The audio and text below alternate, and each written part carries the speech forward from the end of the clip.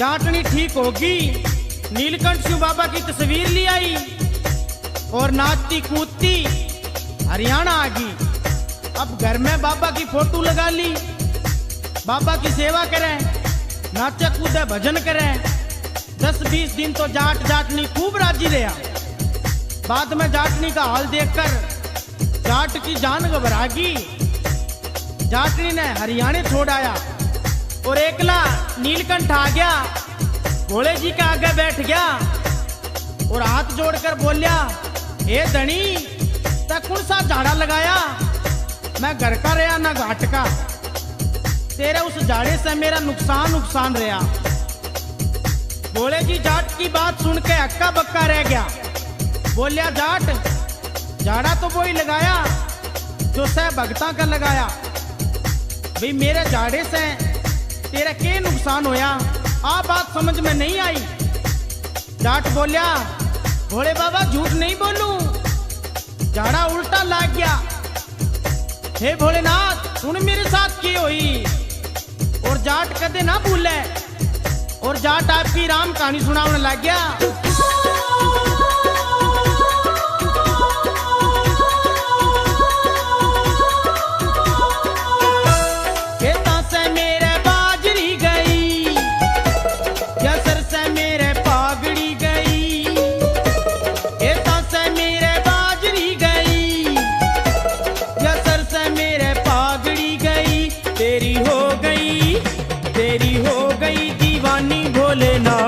हाथों से मेरी जाटनी गई।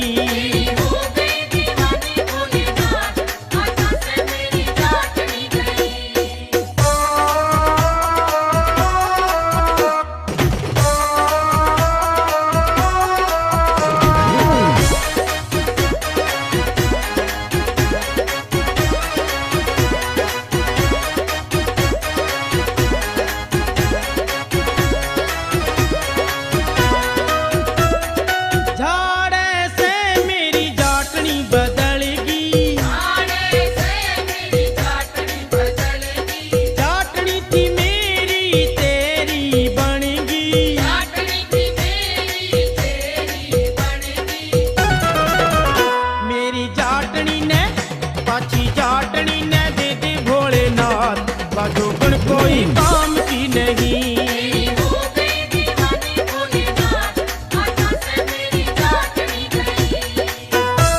खेता से मेरे बाजरी गई, यसर से मेरे पागड़ी गई।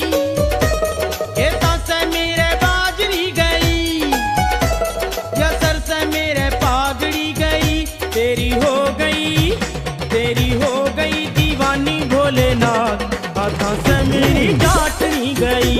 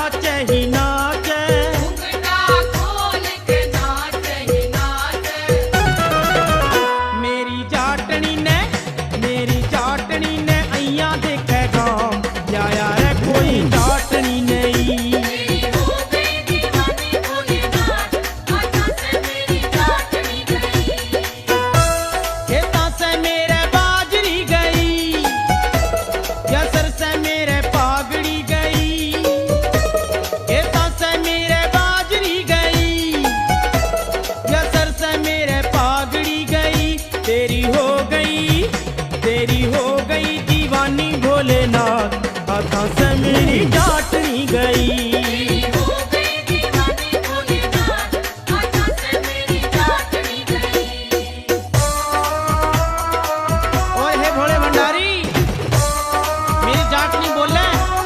भोलेनाथ तो मेरे सपने में आवे और मने हिला दे दे, नीलकंठ बुलावे। हे शिव शंकर, बातों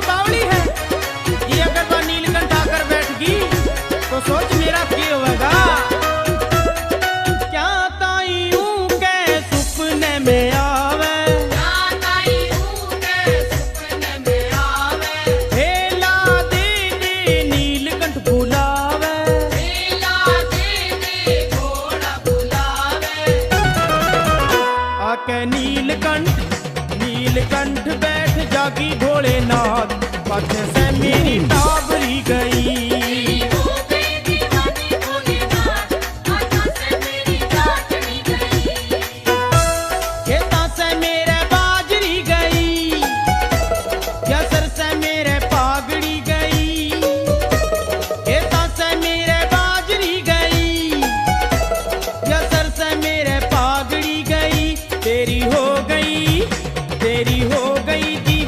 भोलेनाथ हाथों से मेरी डांटनी गई।